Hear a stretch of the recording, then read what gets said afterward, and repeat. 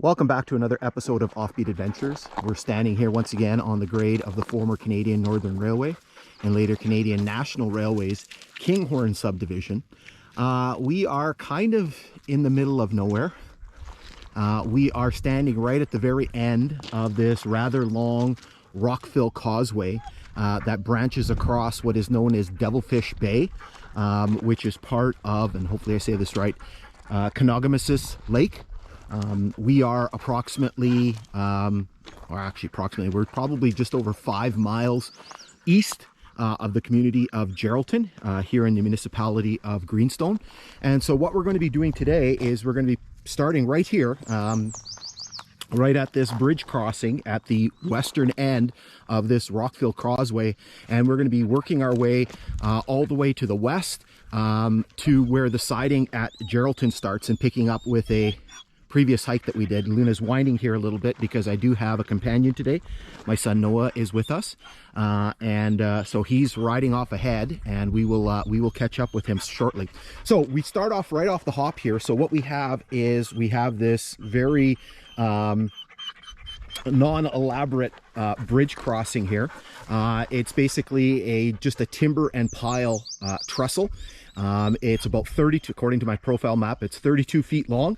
You can see there's a couple of bents there. There's a couple of sets of pilings in the water. You can see here on the top, the ties are still in place on the deck of the trestle itself. You can see there's some deterioration. This has probably been here for a while. It does look like it's sort of weathered a little bit. If we come down here, we probably get our best angle of it. Actually, there's a piece of rail that's down there as well, so you can see the side profile. Water's up a little bit this year, a little bit more water than we normally have, but you know, so not a ton of clearance underneath the trestle. So basically, this is kind of an impediment. This causeway and this bridge is kind of an impediment to traffic. You can't really take a boat, and unless you brought a canoe with you, and get on the other side of Devilfish Bay. This lake here, Kenogamisis, is a very, very popular fishing lake in the area. It's a very large lake, and we're going to be skirting along of it for a bit of our journey here for the next couple of miles. And so anyway, so what we're going to do is we're going to hop up on the bike here, and we're going to start plugging our way to the west here. We have a stop coming up pretty soon because we have the site of a siding and a station not too far from here. All right, let's go. Let's leave this bridge crossing behind. And one of the things you're going to see today is lots of remnants, lots of debris, lots of things. Oh, here, look at this. I didn't even notice this. Anybody need maybe a little derailment here? Anybody need a wheel or a set of wheels? That's kind of neat. That's the first one that I've seen on the line here, that you actually have a set of actual kind of more modern type of wheels. And then over here on the north side of the grade, you can see there's some debris here. There's pieces of old wire rope here, and maybe if there was a derailment here, maybe this is stuff that's left over from it. You can see we're going to see a lot of telegraph poles. Some areas you don't see anything. This area, full of them, absolutely full of them, and some neat insulators too. All right, let's get going here.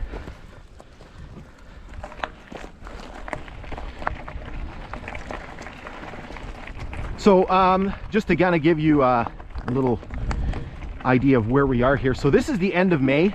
It's the 28th of May. You can see the leaves are some of the leaves are just starting to pop. Some of them have come out. We've had a very, very bizarre spring. We had a really bad winter. Lots of snow, very cold. Spring was not great. So literally, at the beginning of May, we still had a ton of snow on the ground, and it went away very, very quickly. You'll actually still see some vestiges later on in the hike, and it's almost like we just went like literally from winter into late spring. It was kind of, there was no sort of transitionary period. You know, like I said, a couple of weeks ago, we still had, probably a couple of weeks ago, if you came here, there's probably still patches of snow on the ground. And it's just, everything's changed that quickly. So here we have a box for the fiber optic cable, junction box. What's interesting about this one is usually there's two sets of mileage on there. There's kind of a one that's in black that's older, and there's a newer one that's in yellow. I don't see the newer one. That one says 14.70. I want to say that's a little suspect because milepost 15 is just up here, and I don't think that's a third of a mile away. So here we're kind of going through a you're going to see a lot of geographical changes, a lot of different areas that we're sort of passing through with regard to the geography. So this is kind of a very swampy type of area, and the real telltale for the swampy area is these trees that are growing alongside the grades, one with the little sort of green buds coming up. Those are tamaracks. Tamaracks are one of the few coniferous trees that actually lose their leaves. So they shed their leaves, so they lose their needles.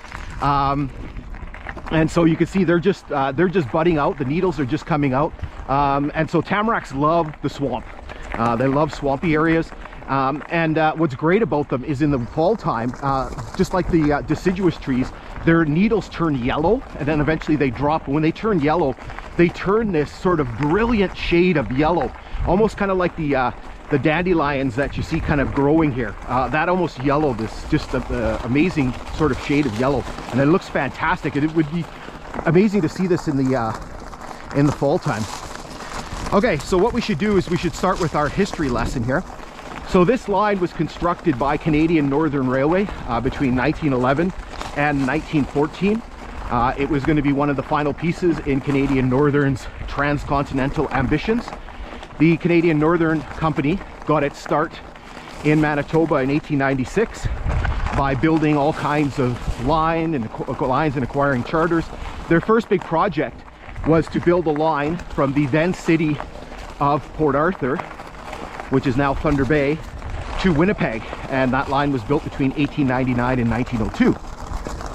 Now, after that, they started building lines all throughout the prairies, and then eventually they also started building north from Toronto, eventually reaching up into the Sudbury area. And now, Canadian Northern realized at some point that in order for their line to be successful, they would need a transcontinental connection. And so they looked at a lot of different options because they didn't really want to build this piece. They did not want to build between the Sudbury area, specifically Ruel, and Port Arthur, because it was going to be very difficult building through swamps like this, and it was going to therefore be very expensive. So they looked at a lot of different options. Eventually, they were forced to build. And so construction lasted between 1911 and 1914. So on New Year's Day, 1914, the last spike was driven on this line. And the line opened for traffic in 1915.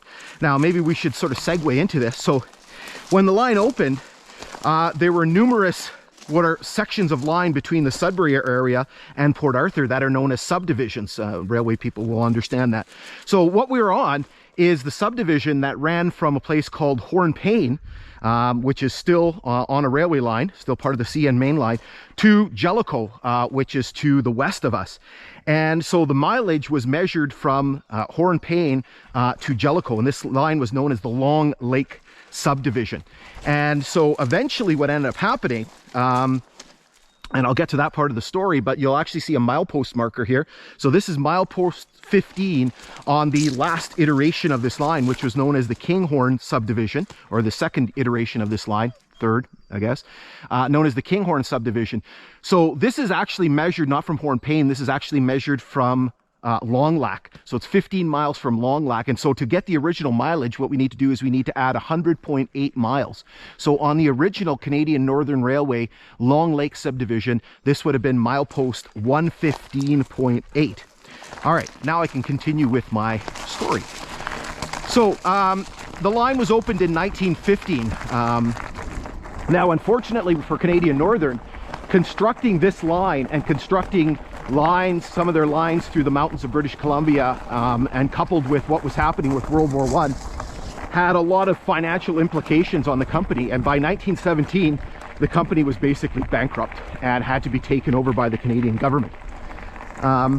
And a year later, in 1918, this Canadian Northern was merged, amalgamated, whatever descriptor you want to use, with a bunch of other Canadian government-owned bankrupt lines known as the Canadian Government Railways.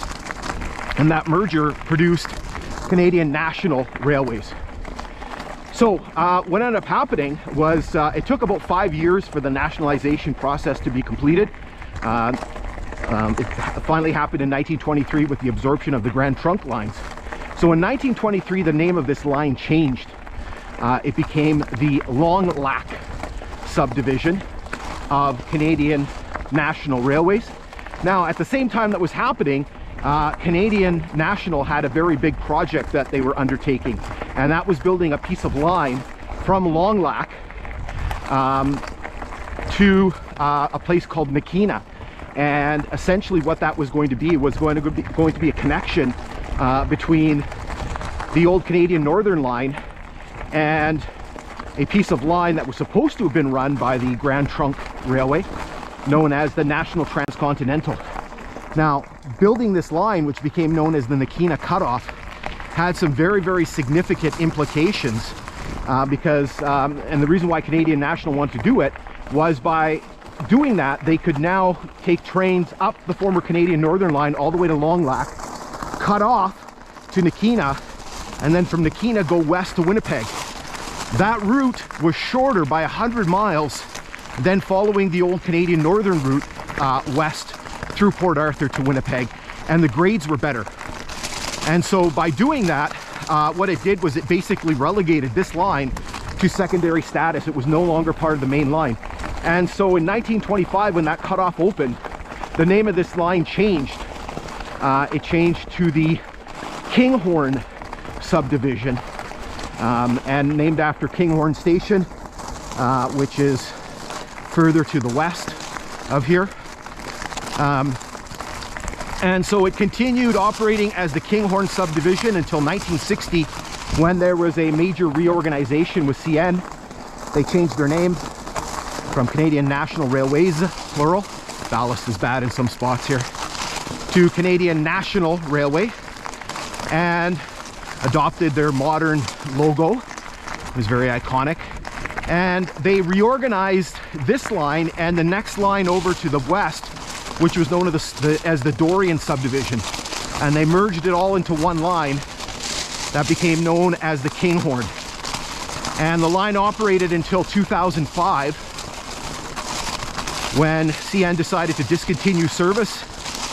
And starting in 2008, they began pulling up the rails, and that process was complete by 2010. Now, where we are here is we've entered back there. We started in on the siding here at a place called Langmuir. And here, I don't know if you can see it, but you actually can see there was a siding here, and the siding was pulled up in the 1950s. I'll talk a little bit more about that in the next sort of segment. So here you can see all these indentations here. So this siding was pulled up in the 1950s, so it's been gone for a long time. But this was one of the more significant stations on the line. And again, I'm going to talk a little bit more about that once we get a little further. Okay, so what I'm going to do here is I'm going to hold up a second, and then we're going to make our way a little bit further up there where Noah is. And there's stuff to take a look at.